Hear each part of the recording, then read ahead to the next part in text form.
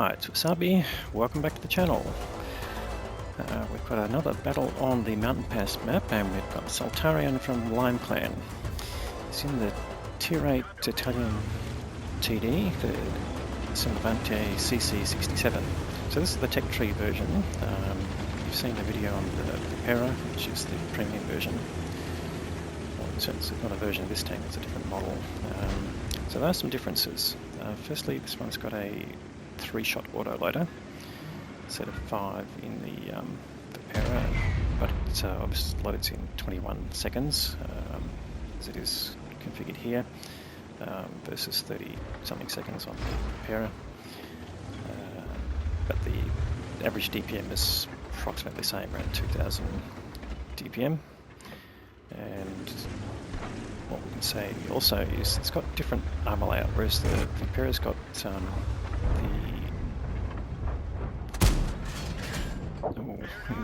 wow, it's a massive shot there. Got the ammo rack on that Centurion one and just took it out completely, so that was nice. Now I'd say that someone shot it just about the same time and basically reduced the hit points of the ammo rack, so that when Soltarian hit it on the same spot, basically just exploded. But yeah, I don't think if he just shot it by himself, he would have just got the original damage. Yeah, let's just increase the size of the mini-map. Yeah, so the other aspect of the CC-67, there you go, see 359 there. So the armour on the front of the turret is 260mm.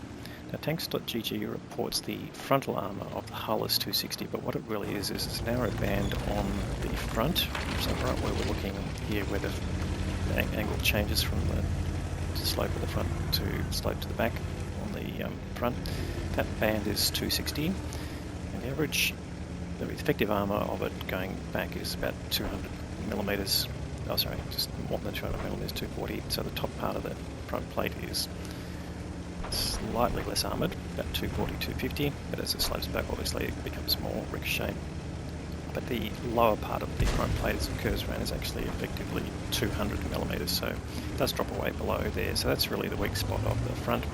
But the frontal armour of the turret is 260, and you can see it's got a lovely curve there, so it's going to ricochet as you go around.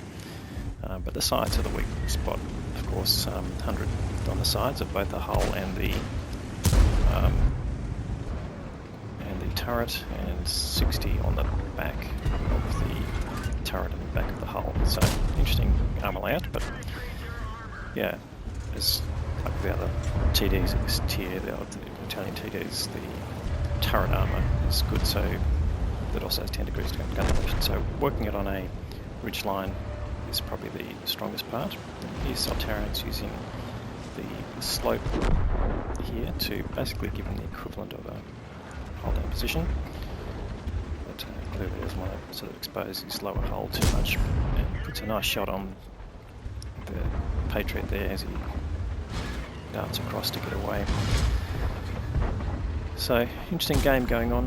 He puts another shot into the Patriot there, just using his premium range. Let's just have a quick look at the penetration of that. So getting average penetration of 300. So again, this is a difference to the Pera, which I think the average pen of the premium range is about 270.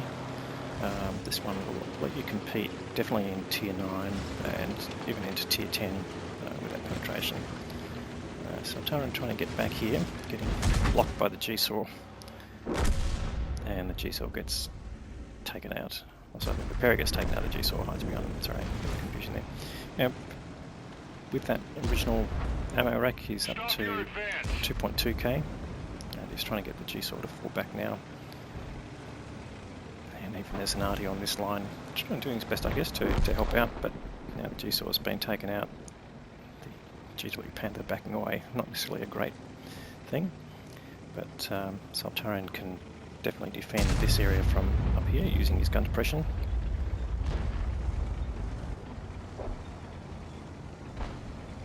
And the G-Twig Panther just needs to back out of the way. Otherwise he's going to be taken out. So all of a sudden they've lost 5 tanks compared to the enemy side. I'll just pull one back here. Hit point wise, not too much different there, about 1200 less, but that's equivalent to a full tank, so that's definitely a deficit, but it does mean the enemy tanks, even though there are more of them, the average hit point value of each one is still less, so there he goes now. See, nice alpha on this gun as well.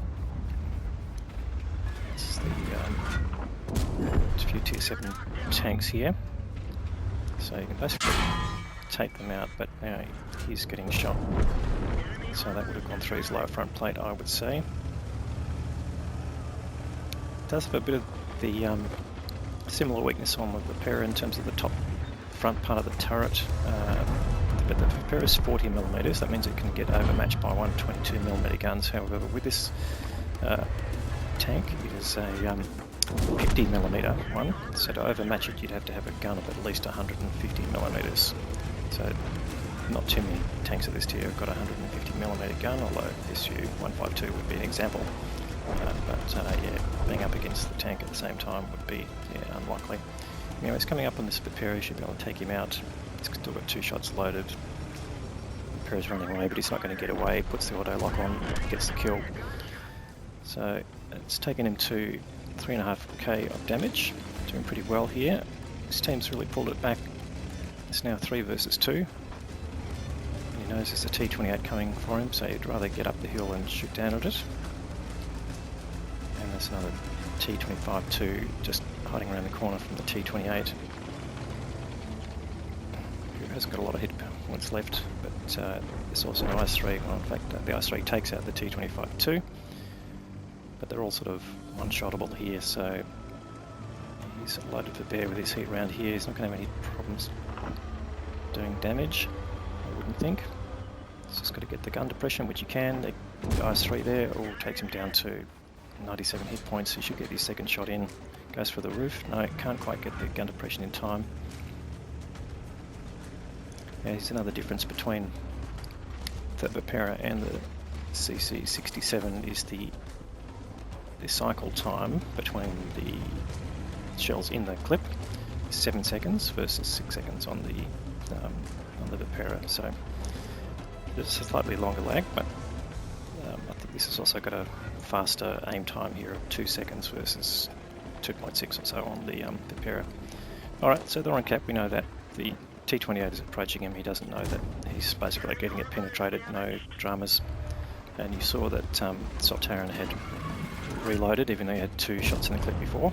So now he's got a full clip, and he can basically certainly put the T-28 off, climbing up. But, he can put another shot in. No, he goes for the reload, and he knows the T-28 is backed off. Now, still over a minute to go on the timer for the cap, so he's got plenty of time to deal with the IS-3, but he needs to get rid of this T-28 first, and he can afford to take a hit. So as he goes for the cupola, gets the shot in, takes him down to 25, and get one more shot in before the T-28 gets his gun on him. Here we go, he gets the kill. Now it's just the IS-3 left, and then the arty. And he's just gone for a reload now, using his kill, unless the arty's come to give him a little blessing. But Sultaran is on now over 5k of damage, so getting the best result out of his tank. And he's going down here, even with that thing, he actually gets a ram. So quite happy to take a hit from the IS-3. But no dramas there, and now he just needs to avoid the arty and find him, of course, while he's going there. But he's still got 6 minutes to go, and the fact that you just heard the arty shell go overhead. So where would he expect the arty to be? Well, most likely the back of the cap area. M12, reasonably mobile, but being an arty player, you want to know whether he's actually thinking of even moving. Might try and get on a shotgun shot, of course. And he could either be at the back of the cap or in fact be on top of the hill around the enemy cap.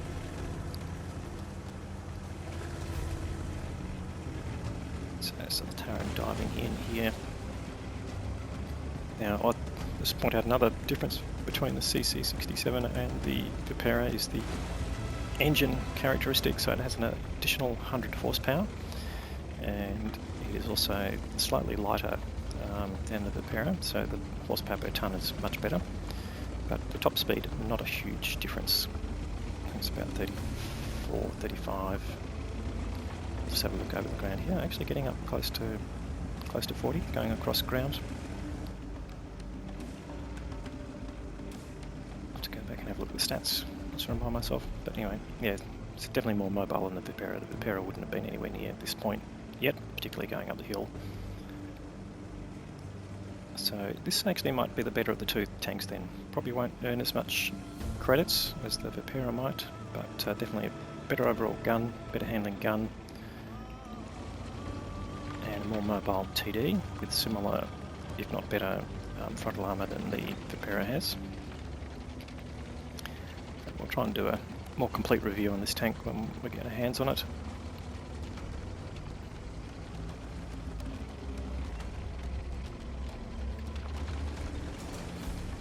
Now he hasn't been spotted either, so that's interesting. Certainly not at the top of the hill, which means he's more likely to be at the back of the cap, but it'll be behind bushes, so he's going to be hard to spot. Anyway, Sultarian comes down here to put some cap pressure on. Oh, now he's been spotted, yeah, so he's definitely in the bushes behind the cap area, I'd say. Where is he? Sultarian just needs to find him. And he can probably avoid getting... There we go, only 93. I was going to say avoid getting one shot, but his shot into the M12 takes him out, and that's the end of the game.